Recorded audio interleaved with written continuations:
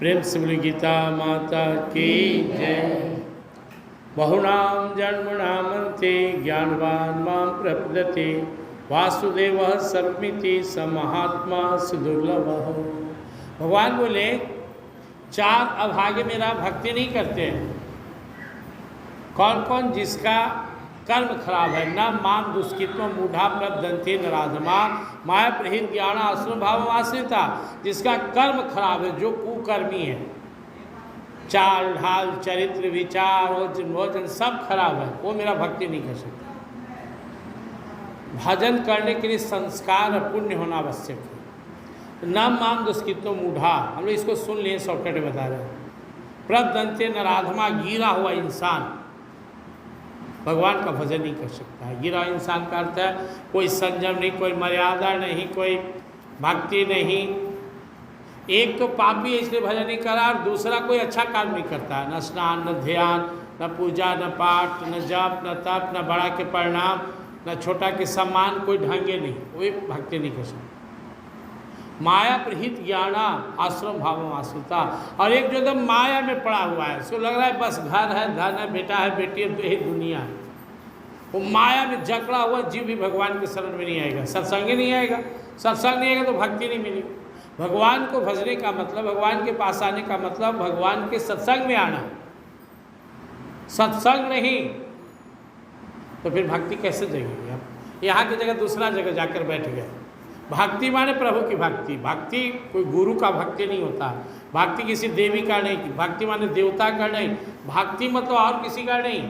भक्ति मतलब प्रभु, प्रभु में परम प्रभु, परम प्रभु में हमारे प्रभु श्री राम, प्रभु श्री कृष्ण नारायण, यही हमारे परम प्रभु। तो जो इनका आश्रय नहीं लेगा उसको भक्ति नहीं होगा। किसी देवता का पूजा करें भक्त नहीं करा सकते, देवी का पूजा करेंगे भक्त नहीं कराएंगे। भक्त जो भगवान को भजन करता हो।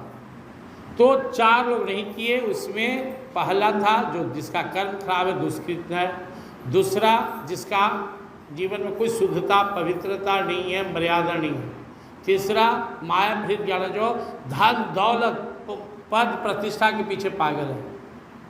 आश्रम भाव आश्रिता, और जो एकदम आश्री भाव में हो, राक्षस जैसा, एकदम हिंसक भाव में गुरगुरा रहा, किसको मार दे, किसको खा जाए, किसको का कर ले, क्या भजन? तो भजते कौन है? चतुर्विधा भजन्ते माम जना सुकीर्तिन अर्जुना आर्तो जिज्ञासुर्थार्थी ज्ञानी च भरत और अस्वा। जिसके कर्म अच्छे हैं, संस्कार अच्छे हैं, वो मेरा भजन करता है। पिछले वीडियो में आप इसका विस्तार सुन लीजिएगा, लेकिन हम शॉर्टकट में बता रहे हैं। ये चार तरह के भक्त हैं जिनके कर्म अच्छे हैं, संस्कार अच्छे हैं। पहला आर्त, जिसके जीवन में भारी दुख आ गया, कोई रास्ता नहीं सूझ रहा है, अब क्या करें? तो अंत भगवान के शरण में आता है, प्रभु आप मेरे इस भारी कष्ट से मुझे बचाइए। आर्त के बाद जिज्ञासु, किसी के साथ सत्संग में आ गए। ये बड़े पुण्य का काम है किसी को सत्संग में लाना। आप किसी को दुनिया लिख दीजिए, खूब धन दौलत दीजिए, नष्ट हो जाएगा, उम्र खत्म हो गया, सब छोड़ के चला जाएगा। किसी को सत्संग में लगा दीजिए, इस धरती का सबसे पुण्य का काम है, इससे बड़ा कोई काम नहीं है। अगर कोई व्यक्ति आपके साथ भगवान के चरणों में आ गया और सत्संग के प्रभाव से उसको भगवान के प्रति प्रेम हो गया, आकर्षण हो गया, अब समझ रहे हैं, वो जीव जो जन्मों से भटक रहा था अब मुक्ति के हकदार बन जाएगा। और कुसंग से बड़ा कोई दुश्मन नहीं है। गुरु घंटाल के चक्कर में पड़कर कोई दूसरे के फेर में पड़ जाना, ये ठाकुर जी के चरणों से दूर हो जाना, इससे बड़ा कोई दुर्भाग्य नहीं है। ठाकुर जी के चरणों में आना परम सौभाग्य, और ठाकुर जी को छोड़ दूसरे के फेर में चले जाना ये बहुत बड़ा दुर्भाग्य है। तो पहला आर्त दुखी, दूसरा जिज्ञासु जो सत्संग में आने लगा, तीसरा अर्थार्थी जिसे धन दौलत मान बड़ाई प्रतिष्ठा चाहिए, और चौथा ज्ञानी जिसे समझ में आ गया यह मानव तन भगवत प्राप्ति के लिए मिला है, मुझे भजन करना है। ये चार तरह के भजन करते हैं। तेषां ज्ञानी नित्युक्ता एक भक्तिर विशिष्यते प्रिय ज्ञानिनो अत्यर्थम अहम सच्चा मम प्रिया। उसमें ज्ञानी तो रात दिन मुझ में लगा हुआ है, इसलिए मेरी आत्मा से जुड़ा हुआ है, मैं उससे बहुत प्रिय हुआ, मुझे प्रिय है, साक्षात उसका वास मुझे, मैं उसमें। जो भगवान को बिना कोई लोभ के, बिना किसी डर के, बिना किसी अन्य कारण के बस भगवान को भगवान के लिए भजन करता है, भगवान को भगवान की प्राप्ति के लिए बसता है, जो भगवान के बिना रह नहीं सकता है, ऐसे ज्ञानी को भगवान अपनी आत्मा बताते, उसकी तारीफ करते हैं। और तब आज श्लोक में भगवान बोल रहे हैं बहुनाम जन्म नामन्ते ज्ञानवान मां प्रबुद्धते। बहुत जन्मों में पूजा पाठ साधना ध्यान करने के परिणाम स्वरूप उसे अच्छे सद्गुरु, अच्छे संत मिले, अच्छे ग्रंथ मिले, अच्छा सत्संग मिला, तब जाकर बहुत जन्मों के बाद उसे अनुभव होता है वासुदेव सर्वमिति स महात्मा सुदुर्लभ, सब कुछ मेरे भगवान वासुदेव ही हैं। दुनिया में जो भी आप देख रहे हैं, जो भी अनुभव कर रहे हैं, सब ये बनाए, अंत में सब में जाकर सिमट जाएगा। यह जिसे अनुभव हो गया वही भगवान का परम भक्त है, और इस दुनिया का सबसे बड़ा ज्ञानी भी वही है। बाकी अभी बीच में है। जब तक हम 17 देवी देवता के चक्कर में हैं, जब तक हम अपने जीवन का परम लक्ष्य भगवत प्राप्ति नहीं बना लिए, जब तक हमें ठाकुर जी के चरणों में प्रेम प्राप्ति हो जाता है, तब तक हम बीच का साधक हैं। उत्तम साधक हो गए कि इनके शरण में आ गए, और सर्वोत्तम साधक हो गए कि इनके अलावा दुनिया में अन्य किसी को, सब में इन्हीं को देखना, सब में इन्हीं को समझना, इनके अलावा कोई नहीं। वासुदेव सर्वम जो है वही है। अब आप अगर भगवत गीता के 7वां अध्याय की शुरुआत में देखेंगे तो भगवान शुरू में ही बोले, चौथे पंचमे छठे श्लोक में चौथा में बोले भूमिरापो अल्लो वायु काम मनोबुद्धि रेव च अहंकार इत्यम बिना प्रीतराष्ट्रधा, मिट्टी जल अग्नि हवा आकाश मन बुद्धि अहंकार से शरीर बना। ये शरीर जो हम धारण किए हुए, इसी तरह संसार बना मन, इसमें संसार में भी मिट्टी जल अग्नि हवा आकाश है। अब जो आत्मा है भगवान बोल रहे हैं वो भी मेरी ही शक्ति है। अब परिमितन्याम प्रकृति विधि में परा जीभूता महाभाव एकदम धारित जगत, अंदर बैठा हुआ मेरी परा शक्ति है। बाहर की जो काया है ये अपरा, अंदर का परा, दोनों ही मेरी शक्ति। मतलब मैं ही सब ही शरीर में। अब भगवान इस संसार और शरीर खुद से बनाया है, तो बाहर से भी भगवान की शक्ति, अंदर भी भगवान की शक्ति। एक योनिनी भूतानि सर्वाणि उपधार्य अंतरस्थ जगत प्रभो पर्यस्त था, ये दोनों मिलकर सारा ब्रह्मांड की रचना करता है, सबको चलायमान करता है। कौन कौन? अपरा और परा। और मैं क्या करता हूँ, इन्हें शक्ति देता हूँ, सृष्टि की रचना करता हूँ और अंत में सृष्टि का संहार करता हूँ। मतः परतरम नान्यत् किंचित् अस्ति धनंजय मैं सर्वमिदं प्रोक्तम सूत्रे मणिगणाय वा। अर्जुन मैं सच कह रहा हूँ, मेरे सिवाय और कुछ भी नहीं है। जो भी देख रहे हो मैं ही हूँ। हम लोग उदाहरण देते हैं, देख रहे हैं किसी को सामने तो कपड़ा, पीछे चमड़ा, उसके पीछे दमड़ा, मांस, हड्डी, मज्जा, आत्मा और परमात्मा ही तो बैठे हुए हैं। सारे रूप में मेरे प्रभु ही बैठे हुए हैं। नीचे देखते हैं मिट्टी, उसके नीचे जल, अग्नि, हवा, आकाश, महदाकाश, जीवात्मा और अंत परमात्मा। सामने देखते हैं पत्ते नजर आ रहे हैं, उसके पीछे डाल, डाल के नीचे तना, तना के पीछे जड़, जड़ के नीचे मिट्टी, मिट्टी के नीचे जल, अग्नि, हवा, आकाश, महदाकाश और परमात्मा। सब कुछ प्रभु ही हैं, प्रभु के सिवा कुछ नहीं है। जो इस रहस्य को जान गया वही परम ज्ञानी है। अब तुलसीदास जी जान गए, सिया राम ने सब जग जानी, सब मेरे प्रभु ही हैं। चलिए तुलसीदास जी परम ज्ञानी है। मीराबाई बोलते हैं मेरे ही गिरधर गोपाल है सब, दूसरा कोई नहीं है। मीराबाई परम ज्ञानी है। सूरदास जी बोलते हैं जिद्दे कुति श्याम श्याम।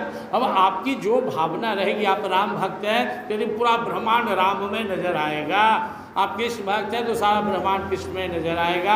आप जिनका भी भक्त हैं तो वही नजर आएंगे, क्योंकि लाल चश्मा पहले तो सब लाल ही लाल, काला पहले तो काला ही काला, हरा पहले तो हरा ही हरा। जैसा हमारा भाव होगा वैसा भगवान होंगे। भाव बस भगवान सुखनिधान करुणा भवन तज ममता मदमान भजिए सदा सीतारमन। आपकी भावना से ही भगवान प्रकट होंगे। अभी हम लोग काघुसिन जी का स्टेटमेंट पढ़ रहे थे, वो निर्गुण निराकार सर्वापार घट घट व्यापी सर्वांतर्यामी है, लेकिन जब भक्त उसे पुकारते हैं तो भगवान आ जाते हैं। हरि व्यापक सर्वत्र समाना प्रेमत प्रकट वही मैं जाना। वो सर्वत्र है, सब जगह है। आपकी भावना, आपकी भक्ति में शक्ति होना चाहिए, भगवान आ जाएंगे। तो धीरे धीरे पहले सत्संग आना है, फिर धीरे धीरे सागरों से सिमट कर अपना सारा ध्यान ठाकुर जी में लगाना है। कथा सुनिए रहे आप, गीता और भागवत रामायण तीनों सुन रहे हैं, तीनों आपके जीवन को मोड़ेंगे, ठाकुर जी में लगाएंगे। बाकी प्रार्थना करना चाहिए भगवान से, ये भगवान मेरा मन आपके चरणों में लगे। जो ठाकुर जी को चाहने लगा वो अब साधारण भक्त नहीं है। और कोई रात दिन तपस्या करता है, रात दिन सत्संग भजन या कुछ करता है और ठाकुर जी अच्छा नहीं लगते हैं, तो अभी अपनी भक्ति की शुरुआत भी नहीं किया। भले वो अपने को आत्मज्ञानी मान ले, ब्रह्म ज्ञानी मान ले, बड़ी शक्ति हो जाए उसमें, लेकिन वह भी भक्ति की शुरुआत भी नहीं किया है।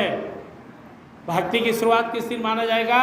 जिस दिन वो प्रभु के चरणों में समर्पित होकर कहता है, हे नाथ, हे मेरे नाथ, मैं तो आपका हूँ, मुझे अपना बना लो, अपनी शरण में ले लो। ये भक्ति की शुरुआत है।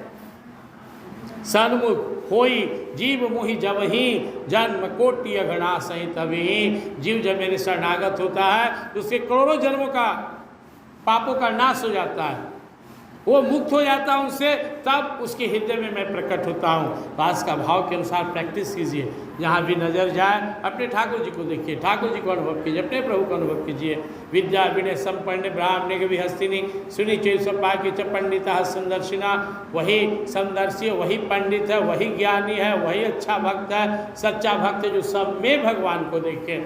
जो भेदभाव करता हो, अलग अलग देवी देवताओं का पूजा करता है, वो अभी असली भक्त नहीं है, असली ज्ञानी नहीं है।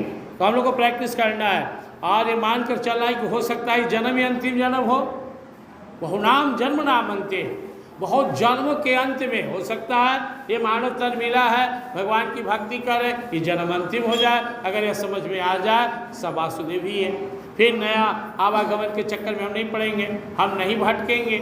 अभ्यास करना है, प्रयास करना है। यहाँ तक तो आ ही गए हैं, यह तो आपको समझ में आ ही गया कि ईश्वर एक ही है, दो नहीं है। वह ईश्वर अलग अलग नाम से, अलग अलग रूप से, हमारी भावना के अनुसार अलग अलग प्रकट होता है। लेकिन अगर हम एक में ढूंढना चाहते तो इस मंत्र को प्रैक्टिस करना है।